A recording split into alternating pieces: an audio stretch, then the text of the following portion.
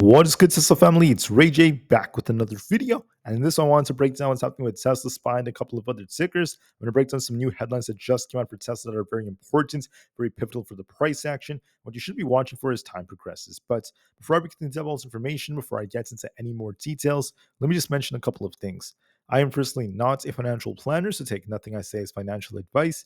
And also, if you guys can, please check out the Weeble link, which is down below and in the description. If you sign up for Weeble and deposit $500, you're guaranteed 20 free stocks, and the offer ends in just 5 days. Anyways, for Tesla, we're on a bit of a downtrend right now for the past 2 days. Tesla had a high of about this 190 area and has been downtrending since. Instead of getting a nice little bounce right here, we actually lost support at 182, which led to this sell-off and this nice gap fill on Tesla. But the question is, will Tesla get a bounce? Are we about to see a very, very nice move to the upside, or is Tesla about to do the opposite? I'll be talking more about this over the next couple of minutes. But first, let's talk about some important data.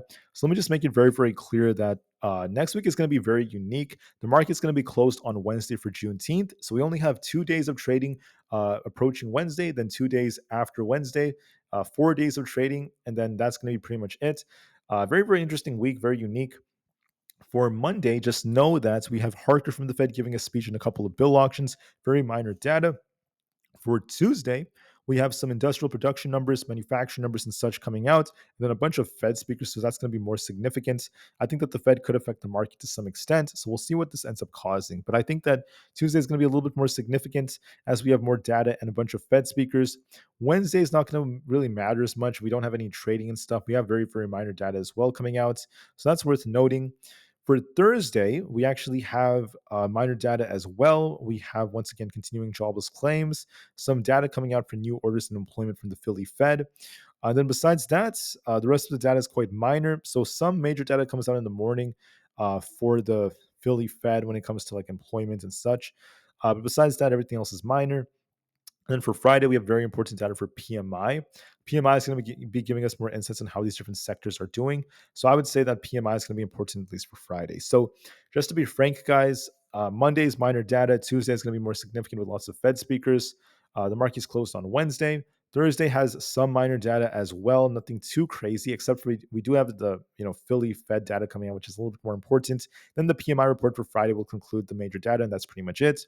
Most of the data is actually minor. It's nothing compared to like a CPR or FOMC. All of that came out for this week already, so don't expect anything that insane, but we'll see what happens with the data that's coming out. But like I said before, not as crazy of a week next week.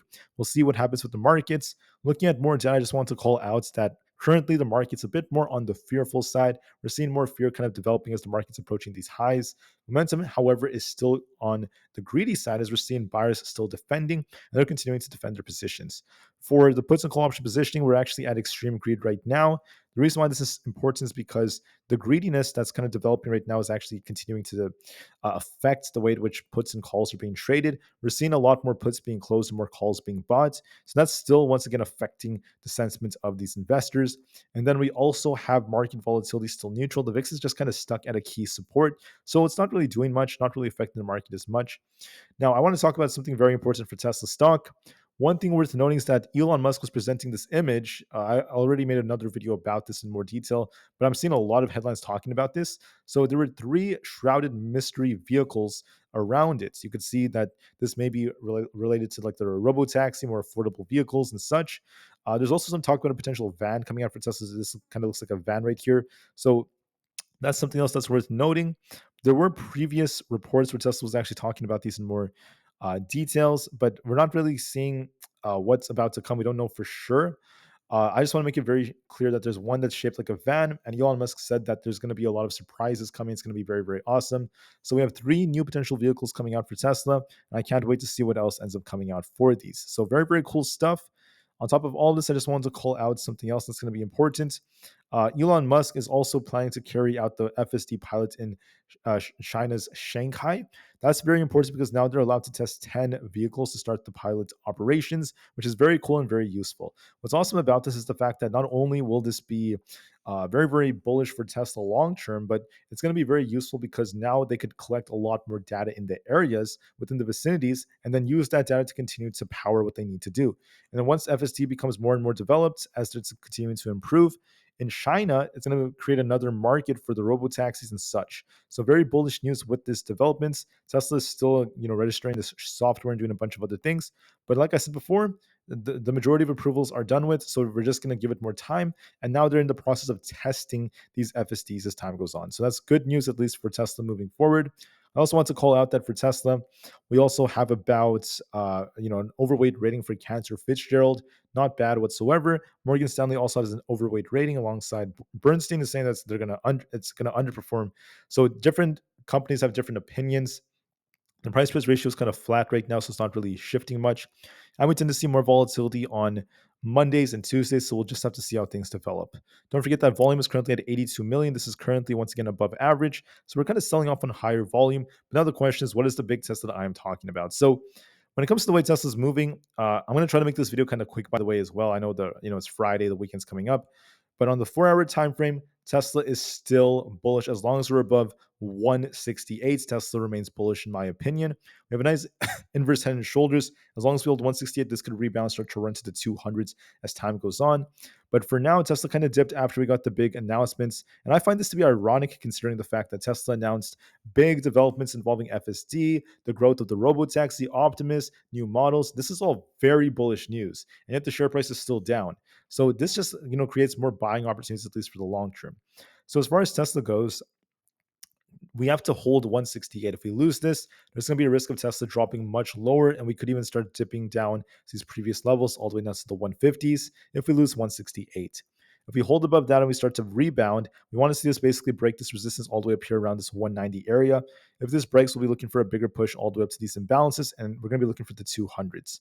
In my opinion, the inverse head and shoulders looks more bullish for Tesla, does favor upside, but we'll just have to wait and see how things end up developing just to be safe. Look at the sideways price action. For now, I want to make it very clear that Tesla is in a very, very critical place. But I want to make it very clear that we're going to look for a very, very big test. If Tesla holds the support, we should be looking for a bounce next week. So it might dip a little bit more and try to rebound off its support. And I'll be watching to see this 200 EMA as support as well. So as long as we're above 168, Tesla is going to kind of dip and then bounce. If we lose 168, we turn bearish. I favor that it's going to kind of dip a little bit more than try to rebound. And I still think there's a strong possibility for a rally later on for the month going into July. I still see the inverse head and shoulders, but we just have to give it more time for Tesla to get to the 200s. For SPY, we're still bullish because the buyers are still defending. We're back in the 543s. Looking at the flag that's forming, I still think that SPY favors upside for now, but we have to watch this test of 544 next week. If we break 544, then we could be pushing all the way up to much higher levels to new all-time highs.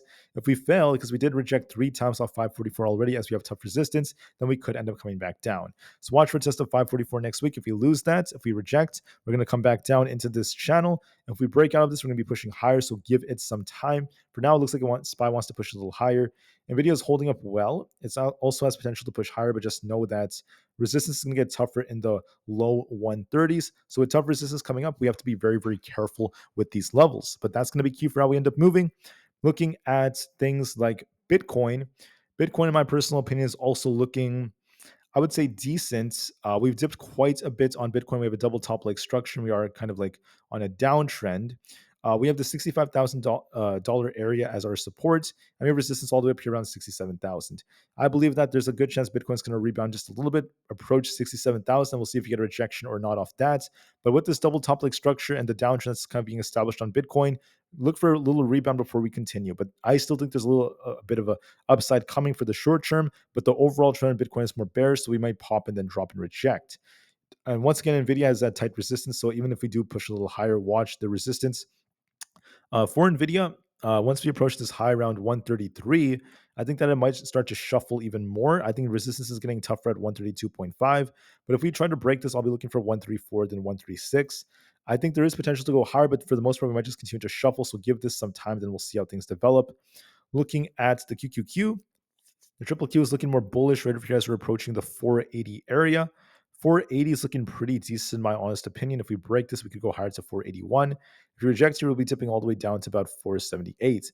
But I would say that for now, the QQQ has potential to go higher to about 480, and we'll be watching how it ends up testing these areas. There's still a little bit more upside potential coming. Just know that the higher we go, the riskier we become because resistance is going to get tougher, and we have to be very patient. Apple is showing some weakness. We actually came down a bit, so watch 212.5 as support. If we lose this, 210 is likely coming. For Supermicro, I think we're going to be retesting 850 next week. We'll have to see if we reject or not. Look for 850 to be tested. If we reject, we're coming back down to 830. If we break through it, 867 is coming. So we'll just have to give this some time. For a few more, we have Amazon. Amazon's actually trying to kind of rebound a bit. If we break past 183.6. Amazon's going to be pushing back up to 185. If we fail to do so, we're going to reject. Overall, we're seeing some weakness. We're kind of range bound. So give this some time. We failed to break through this in the after hours. So there's a little weakness. We'll wait and see. AMC and GameStop are just trading sideways, not really doing a whole lot. We need to break past 30 on GameStop to really start pushing. If we fail to do so, we're just going to continue to shuffle.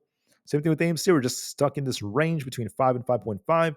We want to see it break and hold and close above 5.5 to start to rally. If we don't do that, we're just completely range bound. We're just stagnant. That's all that's happening so far. With that being said, guys, I want to say I really appreciate you guys so much for listening. Please have an absolutely incredible rest of the day, and I'll see you guys very soon on the next one. Tesla is once again holding up decently, but we'll give this the time it needs, and we'll see how things end up developing. We may dip a little bit more on Tesla, but as long as we hold above 168, we should rebound back up into our range. We should rebound back up to the 180s as long as we hold above 168, in my opinion. If we lose 168 next week, then we're going to turn more bearish, so I'll be watching for that test going into next week. That's going to be a critical support. There's a big test coming. And in order to maintain this inverse head and shoulders, we got to hold that 168 area. So I'll be watching for that just to be safe. All right. So thank you for listening, guys. Have a great day. Enjoy the weekend. I'll see you guys very soon tomorrow. And peace out.